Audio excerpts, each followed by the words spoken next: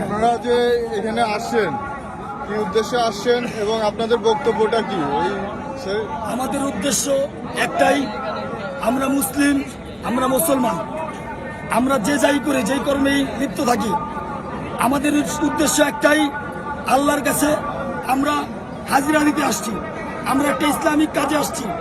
আপনারা দেখেছেন ইসরায়েলের ইহুদিবাদী এবং নেতানিয়াহু এবং জাতিসংঘ সহকারে বহির্বিশ্বের যে বিশ্বনেতা ডোনাল্ড ট্রাম্প, যাকে যারা বিশ্বনেতা হিসাবে চেনে, তার মানবতা এতটাই নিকৃষ্ট, আমাদের গাজাবাসীর উপরে নির্মম হত্যা এবং ধ্বংসযজ্ঞ চালাচ্ছে। ফিলিস্তিনের দিকে তাকিয়ে দেখেন, আমাদের মুসলমান ভাই, আমাদের মুসলমান বোন এবং কি একটি শিশুও বাদ যাচ্ছে না।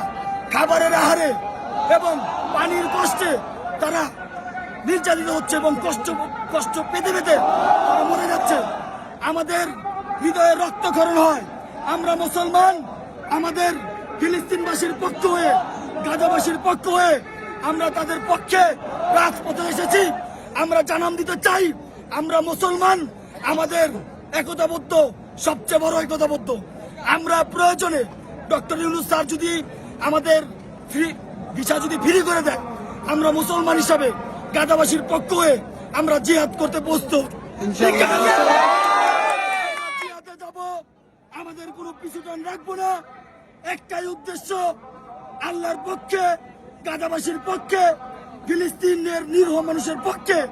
আমরা বাংলাদেশি হয়ে বাংলার জনগণকে নিয়ে, বাংলার মানুষের সহযোগিতায়, ডক্টর ইউনূস স্যারের সহযোগিতায় যদি চায় আমাদের ফিলিস্তিন পাঠাক, আমরা যুদ্ধে যাব, ফিলিস্তিনকে স্বাধীন করব, এই কলেমার পতাকা নিচে সবাইকে আনবো, ইনশাআল্লাহ।